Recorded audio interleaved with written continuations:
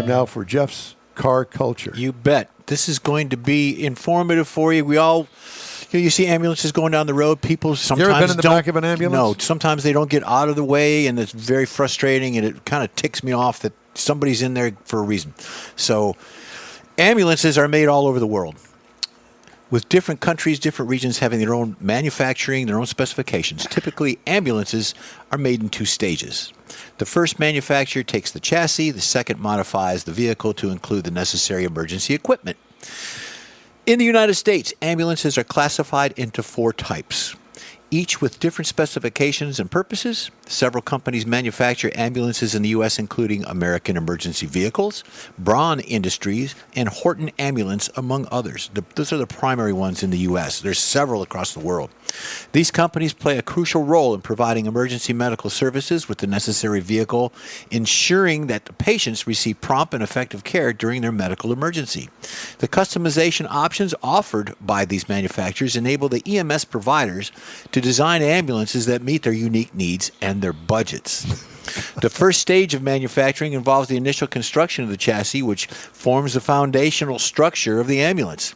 This stage typically entails the fabrication of a light or medium-duty truck chassis, cabs, or full-size van. Reputable automobile companies such as Mercedes-Benz, Nissan, Ford, Toyota are often chosen for this purpose in providing the reliable base for the subsequent modifications. The second stage of manufacturing involves modifying the chosen vehicle meet the specification requirements of an ambulance. This stage is carried out by a second manufacturer known as the second stage manufacturer. Go figure, Mike. They take the incomplete vehicle lacking a body or interior behind the driver's seat and transform it into a full-fledged ambulance. This process can be done through 2 methods, coach building or modular system integration. In the U.S., there are 4 types. Type 1 ambulances are mounted on a truck chassis with a custom module on the back. They're used primarily for advanced life support and rescue work. They're available in 4-wheel drive and are a good choice for difficult driving conditions. Oh, my God. There's Danny's Dodge van that we all used to go around in. Yeah. Danny, I love him. He's a great guy. Yeah. Type 2 ambulances are typically, not in that van, typically van-style vehicles with basic patient care features. They're used for hospital-to-hospital transport and can also be used in a 911 rescue work. They offer better gas mileage than the other types of ambulances, specifically diesel. These Type 3 are built using a van chassis with the roof raised. Who hasn't raised a roof in a van? Come on. Type 3 ambulances are similar to Type 1, but use a van cutaway chassis instead of a truck chassis. Look at that one right there. That's a short bus, any way you look at it. There you go. The cab and body are integrated with a larger opening between the cab and module, allowing for easier movement in items and the personnel. These ambulances are available in 2-wheel drive using regular gasoline. Now, the 4th version, or the Type 4 they're talking about, is for patient transfers as smaller vehicles, for smaller environments, small crowds, and things of like that nature. But that's a Pontiac right there on the screen. And my favorite is this last one. Check this out. That's a Buick, baby. That's a Buick. Now, for all intents and purposes, be cautious around ambulances. Get out of the way when you see them coming.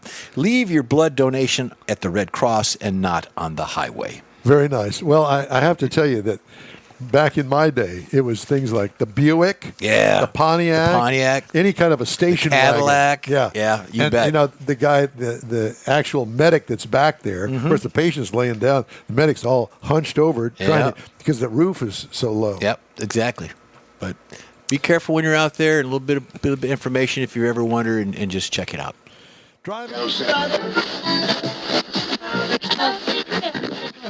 Driving destinations, Mr. Mars. This is the 2nd week, and now we're going to go way down the coast of Port Aransas. Hey, it's near Canada. Hey. So I thought summertime, it's beginning of summertime, the kids are out of school, everybody wants to talk about going to the beach. Sometimes you don't want to go to a big town like Galveston or Corpus Christi, but you don't want to go to a little town like Surfside or something, so you might want to look at something like Port Aransas. Now, this is located on the Gulf of America. Now, let me ask you something. Pardon me for interrupting, but did you name it Port A, or is that their marketing thing? That's their marketing thing. It is Port A. Yeah. Port Armstrong. No, Could be. It's been like that for a long time. And the first time I went down there, I picked up an assignment for a magazine to go down there to get some boats of marlin fishing. And I didn't know you could do marlin fishing out of Port A. I didn't know there were marlin in the Gulf of Well, America. they're not big like you see in Mexico on TV and stuff, but they have them and they use them. They're mini marlin. Mini marlins. So anyway, first thing you're going to notice and you're going to think about, of course, is the Port Aransas Beach. It's located actually on Mustang Island. It's 18 miles long. It is a drivable beach. It's another beach that you can actually drive your car on. You can rent golf carts.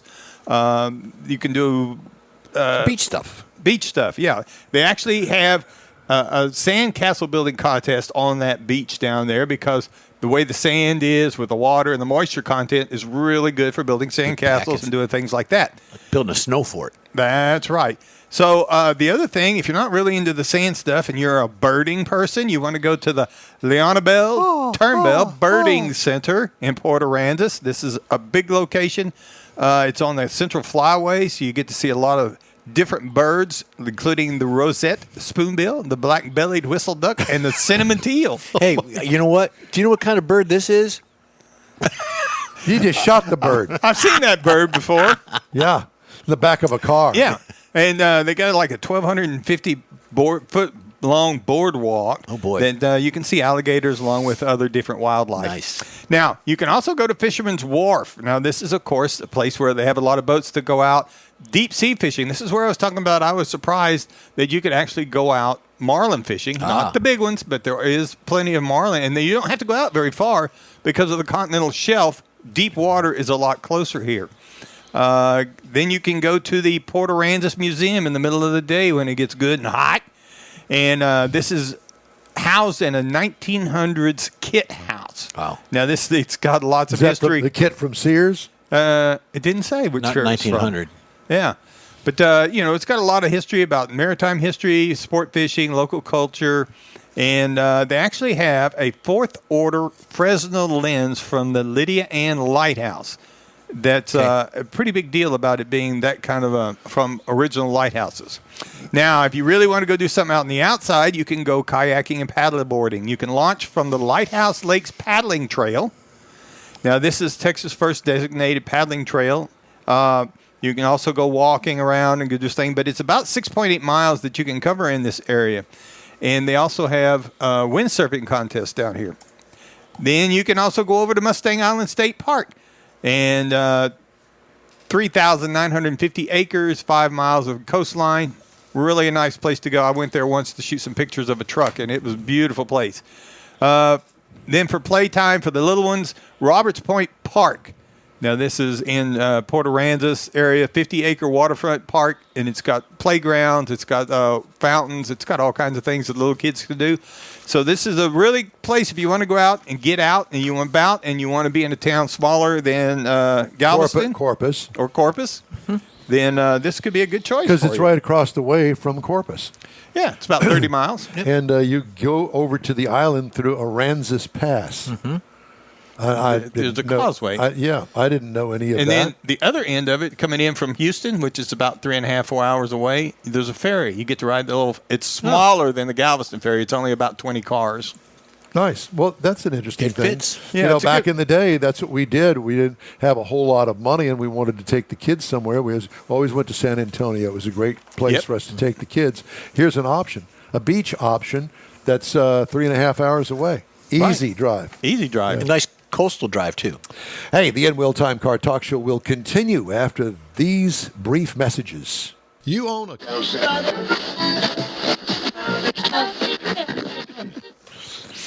Time now for this hour's car review.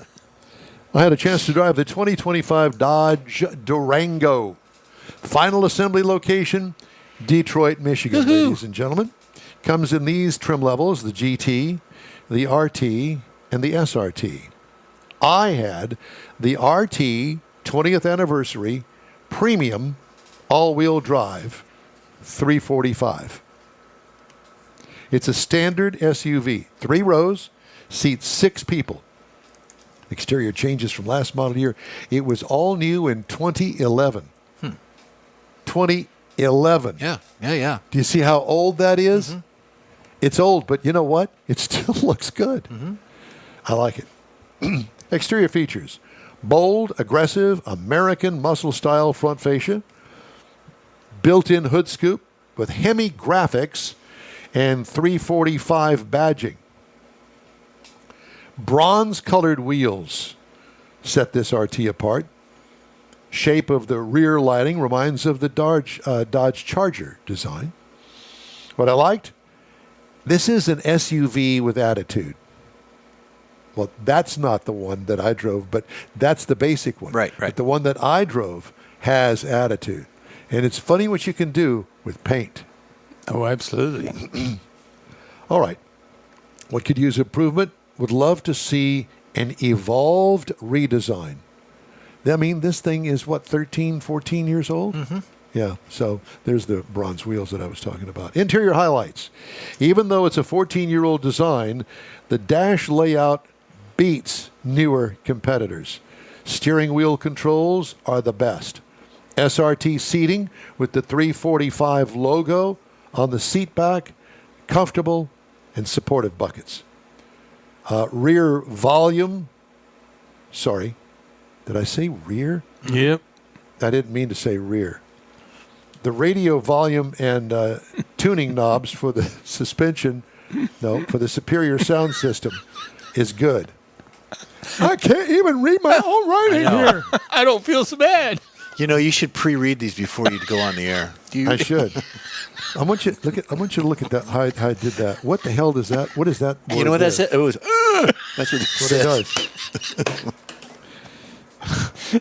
Cargo room, large. What I liked about it, comfort and the control functions. I think, because I'm just guessing now at my mumble.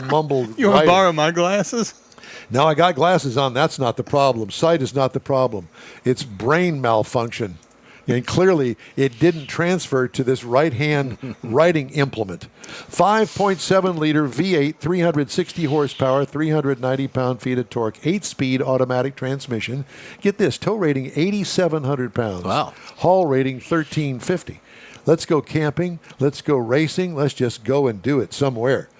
14 miles per gallon city. Oh, boy. 22 highway for combined to 17. I actually got 18.7 because Kimberly, I did not burn the tires off the back like so many journalists do. No hauling donkeys or No, anything? none of that. 1,300. 18.7 miles per gallon over 329.9 miles. What I like, the well-matched power with the drivetrain. All-wheel drive with an independent suspension rocks it.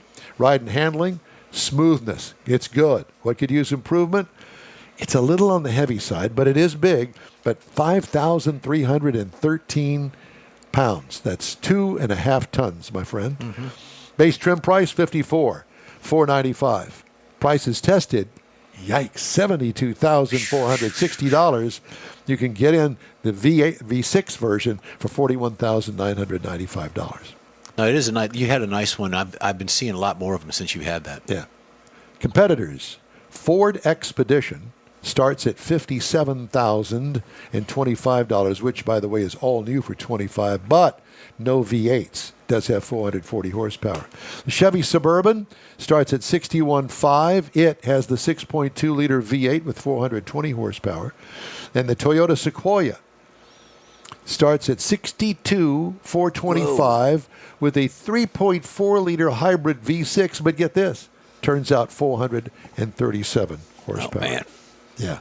So there are some competitors out there. I invite you to check them all out. But good old American Grunt, there's nothing wrong with that. And they make a nice interior.